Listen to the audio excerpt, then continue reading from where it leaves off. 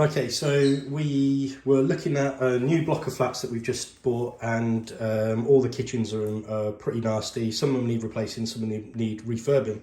If the carcasses are okay and the woods are solid, but they're just full of grime, dirty, chipped or whatever, what you can actually do is strip down the handle, strip all this vinyl off and repaint it with cupboard paint, and honestly it will make it look good as new. So here we go with the stripping of the handle and stripping of the vinyl. Actually, it's really important to clean it down first.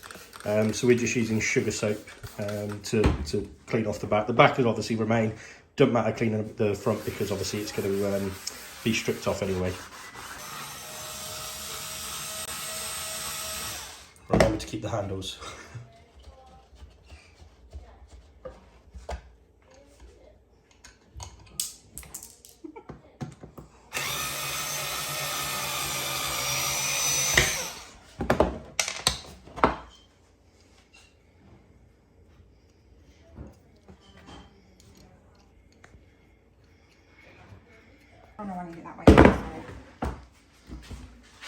Okay, so all we've got is a heat gun. You can actually use a hairdryer. A hairdryer would work as well, but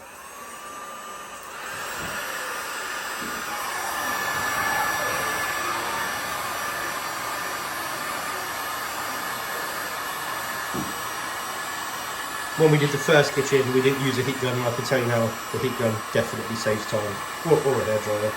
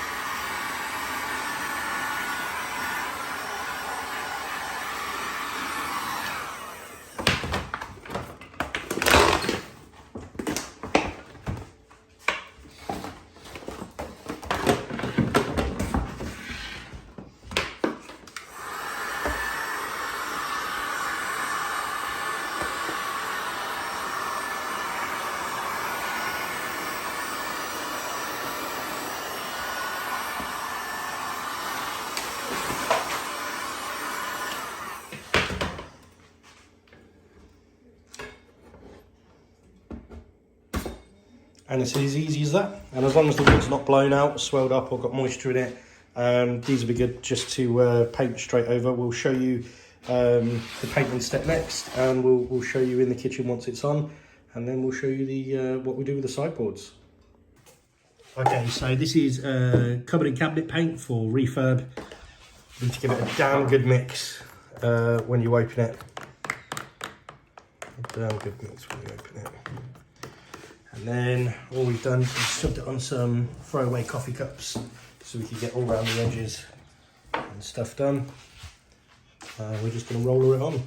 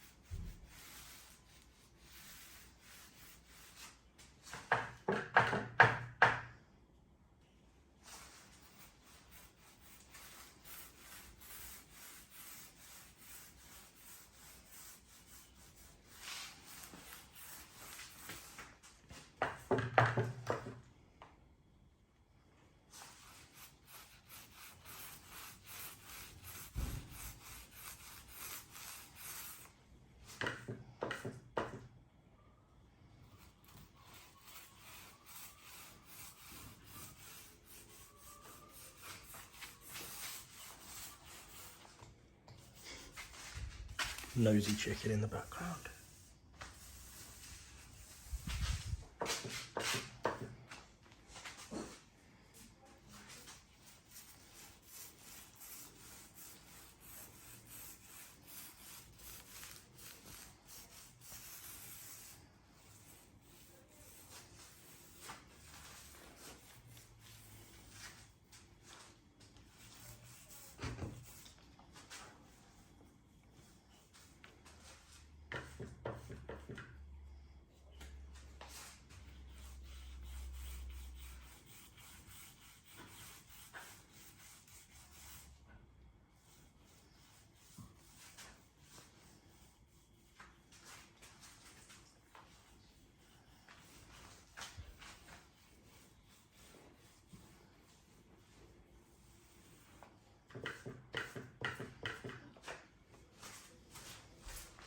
And we're using foam roller?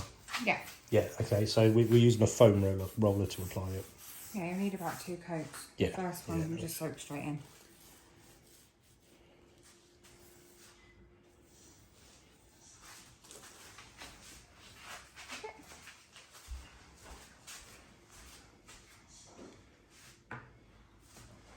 Done, first coat. If you can, you want to get a little production line going on because obviously it takes a little bit to dry.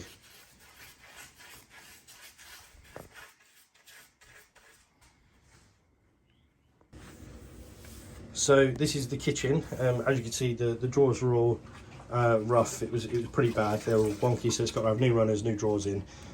We took off all of the cupboard doors. That's the integrated fridge freezer. As you can see, it's getting another one. It's getting another cooker in. We just ripped out the old cooker. But yeah, we'll get the cupboard doors on, paint up the sides, and you'll see what that looks like afterwards, and then you'll see what we're going to do with the worktops. That's the new cooker in. And that's the new integrated fridge freezer in. So there's been a bit of build up on here because there's been no extraction in here for years. It's not been working, but quite literally all we use on it is sugar salt, cheap and cheerful, and it gets it, well, you can see the difference. And this is where we put the sliders on 14 times to make sure that they work. Now, even though that looks flush there and closed, if you have a look up underneath here, you'll see there's actually a gap in the seal, and that's not actually going to work. So what you do is you get it on, get it flush there, and then you wiggle, yeah, the fridge freezer forward until the seal shuts, and then that way you're going to get a good flush finish there and a good flush finish on the and obviously get the seal to stick. Some new plumbing going in. So we just changed all these fittings down here because they were leaking for a very long time, so we've got to get that out. But now not a drip. So now what we've done is measured out the fablon for the sideboard. What we've done is roughly cut it to size, just a bit over, so we leave a bit of extra overhang there, and we'll start screwing it on a bit, and then we just use a little bit of heat gun to make it wrap around, a little bit from the heat gun to wrap around there. So now what we're doing, we're just leaving a tiny little overlap at the end, and we've peeled the first tiny little bit off, and we peel it from underneath as we go along, and then we're going to start screeding it.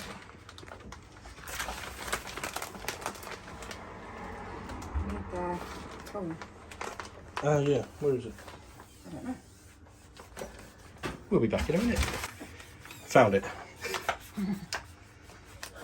So you basically just smooth it out as you go, and then cut the overlap off with a blade. Once we've got a bit more, we'll show you the cutting, but we'll just screed along for now. You just got to get, like, basically just peel it off as you go and push every bubble out, and then cut round anything like that.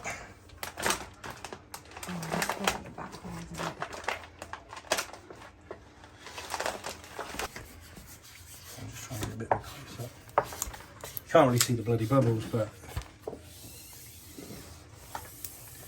and all that tiny little overlap, you just run along with a scalpel or a crafting knife or something afterwards.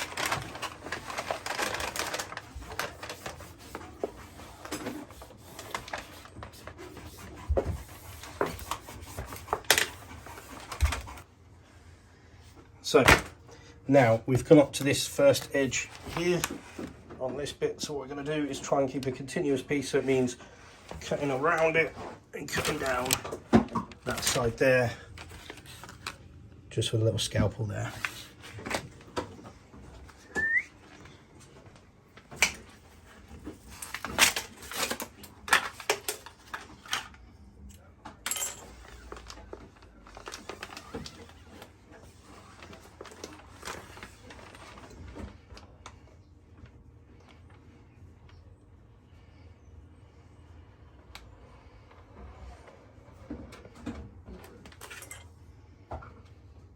And this stuff's heat resistant up to like 75 degrees, so probably wouldn't want to put a hot pan straight onto it, but it is heat resistant. At the end of it, once we've done anything like around a sink area or anything, or where moisture could get in, we're just going to put a bit of sealant around it to stop any water ingress. Cuts as easy as that. So now what we're doing, just to make it easier, because it's going over that big bump, I'm going to cut a line down there and just cut a little slit in there. It just allows us to move it around a lot more.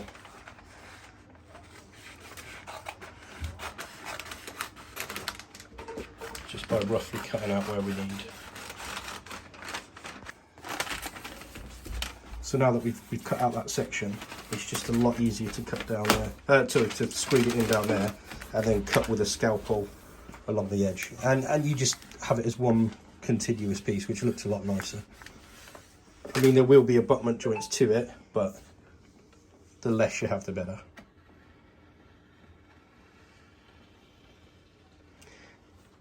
And if your edge isn't perfect, which I'm sure Steph's is, if your edge isn't perfect, we'll always run a little bead of silicone down to seal it anyway. Obviously, when you're boiling stuff on there, the odd splash of water is going to go on. You don't want water getting underneath it. So, any little, well, anything there really will be covered. So we got a tiny little bit there that'll be covered by silicone. So any big air bubbles that won't push out, you literally just poke with your knife and smooth it over. Now we're going to whiz around the edge and trim off the little excess bits.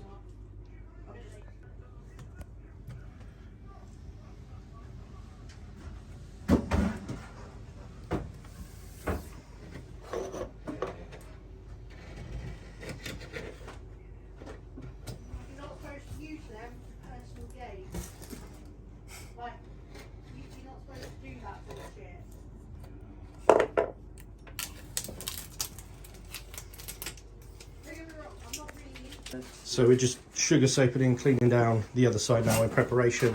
Whilst we're doing that, Dan the man is going to chuck on some cupboard doors, and you're starting to get a final picture of what the kitchen's going to look like. And once we stick the extractor on there. Okay, so again, exactly the same as the cooker. Just cut your section out and then screwed it in the front and behind. This one's got a bit of a giant overlay, but again, whip it off afterwards.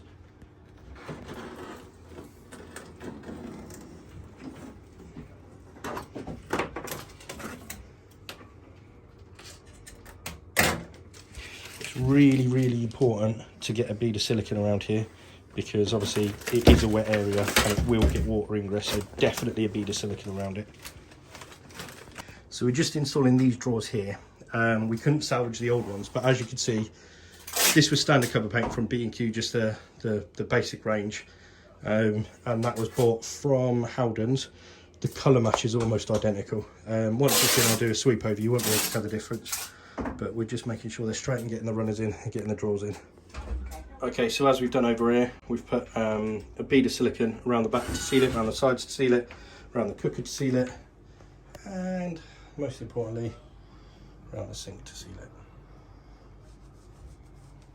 That's obviously where you'll end up getting a lot of moisture.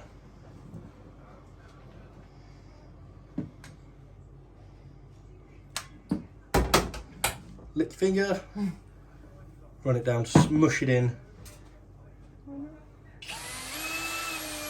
and then clean up all the edges. And what that will leave is a nice corner tight into the edges.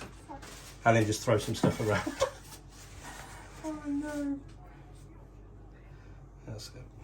And then that'll mush the round bead that comes out into an actual corner that's bedded into that side. And just clean it up. It should look as good as that corner. Let's just turn it.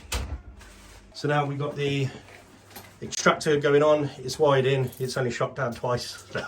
No, it's wired in. This is a circulation one, or it can be ducted to the outside. We've not got the ability to duct this one to the outside, but it's going to be on circulation. So what it does is it goes through sucks it through some carbon filters, up the little chute, chimney, metal chimney, and out the vents at the side. So we're just going to peel the. Well, we're going to slowly peel. Leave it on blue and say it's a design choice. Can I just show the vents? You slide that up. Oh, it goes up. Yeah. You jammed it. Ah, there you go. So the air gets pushed out these vents at the top, so it goes through the carbon filters up there and then shoots out the top. But we'll show you when the other bit's in. Finishing off the trim with some chrome sockets.